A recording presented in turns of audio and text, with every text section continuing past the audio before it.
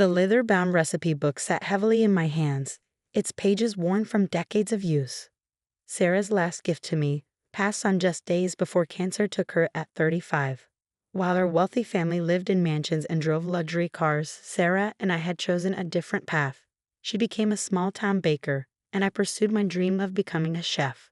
"Promise me you'll use these recipes, Emma," she'd whisper from her hospital bed. "They're more valuable than anyone knows." I'm Emma Chen, and until 6 months ago, I was just another struggling chef in San Francisco. After graduating from culinary school, I'd opened a small neighborhood restaurant called Homemade. Nothing fancy, just honest food made with love. Our parents and older siblings, successful business executives and lawyers, saw it as proof of our failure. Two daughters who play with food while their siblings run companies, Mom would say at family gatherings, her disappointment sharp enough to cut. The day everything changed started like any other. I was in my tiny restaurant kitchen, experimenting with Sarah's recipes. The book was extraordinary, not just for the recipes themselves, but for Sarah's meticulous notes in the margins. Complex flavor combinations, unexpected ingredient pairings, and techniques I'd never seen before. "Hey chef," Marcus, my sous chef, called out. "You need to see this."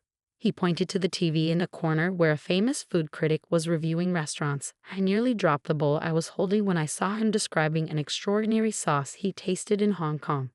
"This remarkable flavor," he said, "I've only encountered once before, at a small family restaurant in Beijing 20 years ago. The Chen family's imperial sauce. A closely guarded secret that died with the last chef. If anyone could recreate it, they'd have a culinary goldmine." My hands trembled as I opened Sarah's book to the recipe I'd been studying.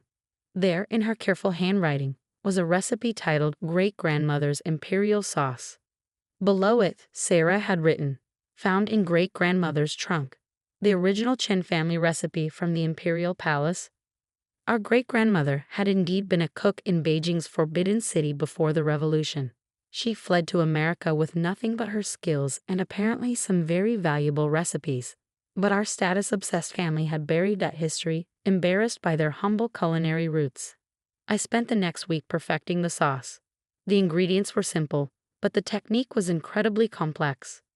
When I finally got it right, the flavor was unlike anything I'd ever tasted, sweet, savory, and utterly unique. The annual Chen family reunion was approaching, held at my older brother Michael's Palo Alto mansion. I decided to bring some of my dishes, including the imperial sauce. Maybe finally, they'd see value in what Sarah and I had chosen to do with our lives. "Emma's here," my sister Victoria announced as I walked in carrying my containers. Still playing restaurant while the rest of us build real businesses. Michael, our oldest brother and CEO of a successful tech company, barely looked up from his phone. Mom hurried over, her China suit immaculate as always. "Darling, you didn't need to bring food. We have caterers." She eyed my containers with barely concealed disdain. "From Le Cirque." I set up my dishes on a corner of the buffet, including the special sauce I'd made. As family members arrived, they naturally gravitated toward the catered food, avoiding my corner as if it might contaminate their designer clothes. Then Uncle James, always the family rebel, tried my sauce. His eyes widened. This is incredible. It reminds me of something I tasted years ago in Beijing." Suddenly, everyone wanted to try it. The reaction was immediate and dramatic. Even Victoria forgot her usual disdain, asking for the recipe. "It's just something I've been working on," I said quietly, from Sarah's old recipe book. Mom froze, her fork halfway to her mouth. "Sarah's recipes? Where did she get them?" "Great-grandmother's trunk, apparently. There's lots of interesting things in that old book." "That book belongs to the family," Mom said sharply. "Sarah had no right to." "To what?" I interrupted. "To pass down her own grandmother's recipes? To value our real family history instead of the sanitized version you prefer?" The room fell silent. I could see the wheels turning in Michael's head as he tasted the sauce again. "You know," he said slowly, "with the right marketing, this could be worth millions. We should discuss acquiring your restaurant, Emma. Bring it into the Chen Group properly." I thought of Sarah, of her passion for authentic cooking, of her belief that food was about love, not profit. "The restaurant's not for sale, Michael, and neither are the recipes." "Don't be stupid," Victoria snapped. "You're a nobody running a tiny restaurant. We could make this huge." Like you made huge profits from great-grandmother's jade collection, I asked quietly. Everyone stiffened. Years ago, our parents had sold our great-grandmother's jade pieces for a fortune, pieces she wanted preserved in the family. That was different, Mom protested. We needed that money to build our position in society, to give you children opportunities, to erase our real heritage, you mean? I picked up Sarah's recipe book. Well, not this time. Sarah protected these recipes for a reason, and I'm going to honor that. As I turned to leave, Michael called out, "You're making a big mistake, Emma. That sauce could be worth millions with our backing." I paused at the door. It already is worth millions, Michael. You just don't know it yet. What I didn't tell them was that earlier that week, I'd received an interesting visitor at my restaurant, someone who recognized the imperial sauce immediately, someone whose offer would change everything. But I had no idea that my family was already plotting to take what they saw as rightfully theirs, or that Sarah had left me more than just recipes in that old book. The war for our great-grandmother's legacy was about to begin. The storm hit the next morning. I arrived at Homemade to find a crowd outside. Customers, food bloggers, and several TV crews. Overnight, a viral video of the famous food critic discovering my imperial sauce had exploded online. Chef Chen. A reporter thrust a microphone toward me. Is it true you've recreated the legendary imperial sauce? How did you discover the recipe? Before I could answer, a sleek black Mercedes pulled up. Michael stepped out, followed by two men in expensive suits. Ladies and gentlemen, he announced smoothly, I'm Michael Chen, CEO of Chen Group International and Emma's older brother. We're excited to announce that the imperial sauce and all Chen family recipes will soon be launched under a corporate umbrella. My blood ran cold. What are you talking about? He gripped my arm, smile never wavering. Let's discuss this inside, sister dear. In my office, Michael's true colors emerged. The men with him were corporate lawyers, armed with intimidating stacks of documents. These recipes are Chen family intellectual property, Michael stated flatly. Mom and Dad have signed affidavits confirming they never gave Sarah permission to take great-grandmother's recipe book. As family head, I'm demanding its immediate return. Sarah found that book in great-grandmother's trunk, which was left to her specifically. A trunk of old clothes, Michael scoffed. Any valuable contents clearly weren't meant to be included. Besides, his smile turned predatory. How do you think health inspectors will react when they start receiving anonymous complaints about your kitchen? How long can a small restaurant survive repeated investigations? You're threatening me. I'm protecting our family legacy. You have until tomorrow to sign these papers transferring all rights to Chen Group. Don't make this difficult, Emma. After they left, I sank into my chair, Sarah's recipe book clutched to my chest. That's when I noticed something odd, a slight bulge in the book's leather backing. Carefully examining it under light, I found a hidden pocket. Inside was an old letter, written in our great-grandmother's elegant hand. My dearest granddaughter Sarah, I see in you what I see in few others, true love for our family's art. Not the money it brings, but the joy it creates. You remind me of my days in the imperial kitchen, before revolution and greed destroy everything. The recipes in this book are more than family secrets. They are our true legacy. The imperial sauce alone saved our family twice, once in Beijing when it bought our escape to America, and again in 1965, when its secret formula secured our future here. But there are those who would use these recipes for profit alone. That is why I entrust them to you, my quiet one who understands their real value. In the garden of our old home in Beijing lies proof of our history, documents that establish our original ownership of these recipes. I have arranged for copies to be kept safe with old friends. Protect our legacy, dear one. Money comes and goes, but true wealth lies in what we create with love. Your loving grandmother, Lin Chen. My hands trembled as I reread the letter. Sarah must have discovered this shortly before her illness. This wasn't just about recipes anymore. It was about our family's true history. A soft knock interrupted my thoughts. Mr. Wang, my elderly fish supplier, stood in the doorway.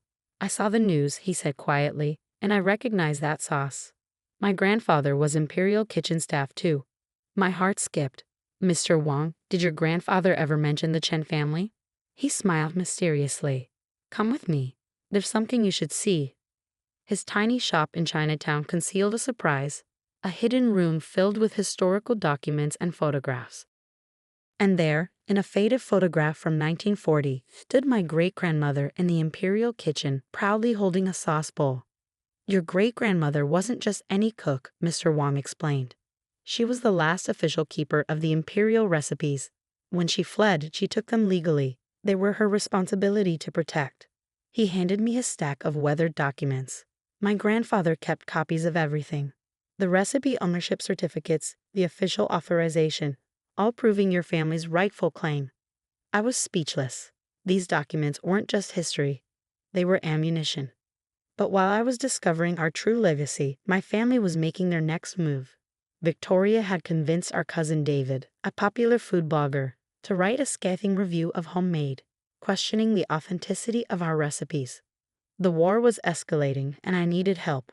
That's when I remembered another note in Sarah's recipe book, mentioning someone named Master Chen in Hong Kong. No relation, but perhaps an ally. I had no idea that my search for help would uncover an even bigger secret, one that would shake our family to its core. I'd arrived in Hong Kong as the city was waking up, the morning air thick with humidity and possibility. Master Chen's restaurant was tucked away in an ancient building in Kowloon, its faded sign barely visible among the neon lights. Inside, an elderly man was teaching a young apprentice the precise way to fold dumplings. Without looking up, he said in perfect English, "I've been expecting you, Emma Chen. Sarah told you about me." He smiled, his eyes crinkling.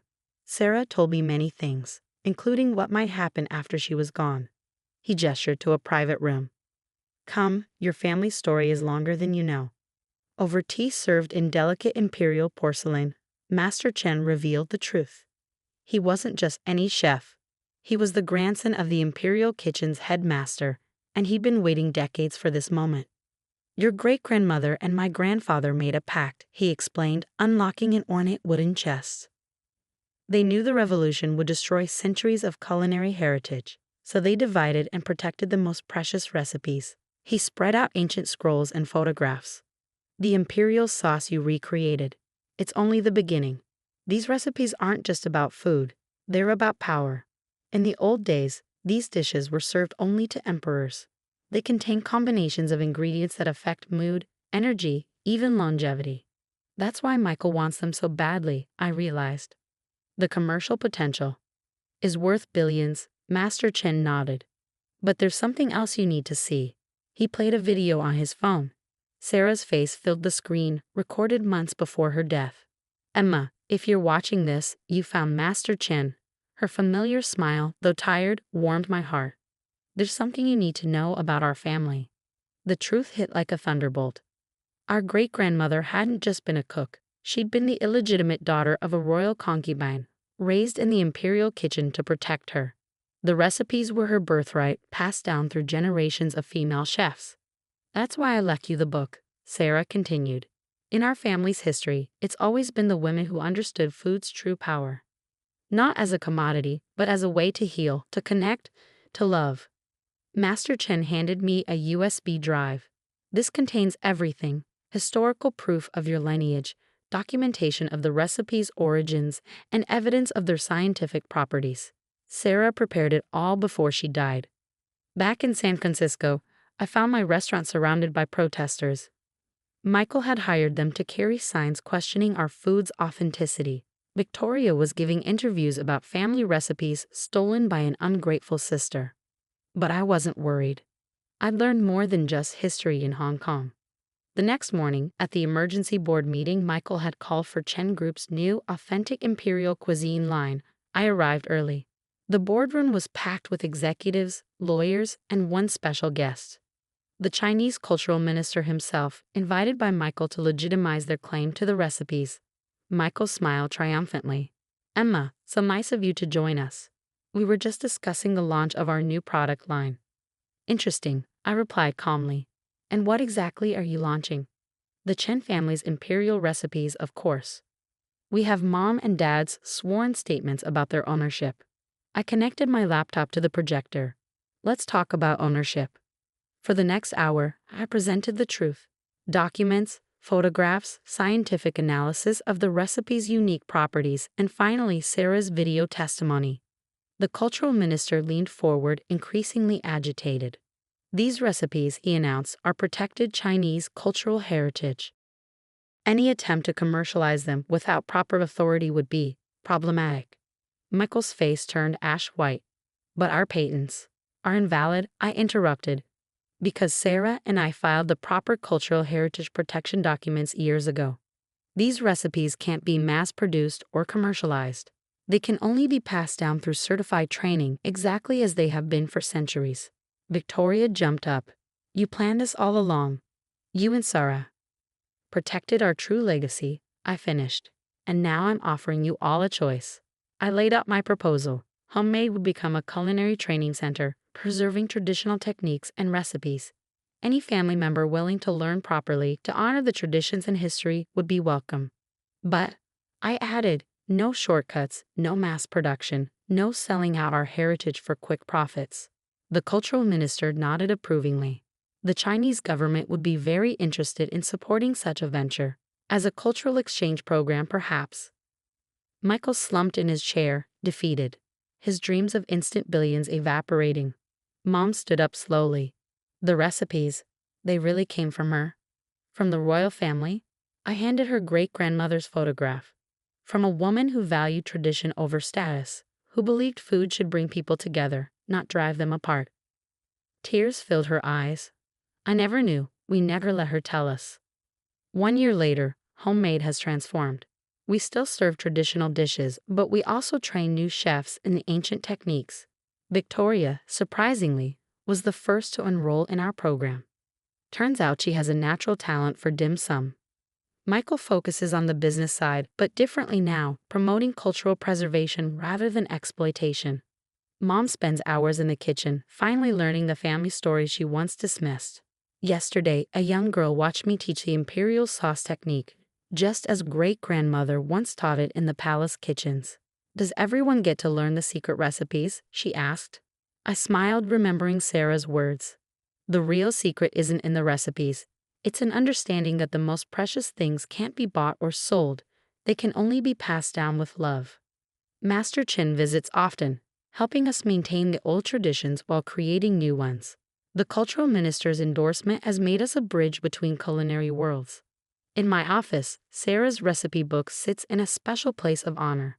But it's no longer just a book of recipes. It's a reminder that our true inheritance isn't measured in money or status, but in the wisdom, love, and traditions we choose to preserve and share.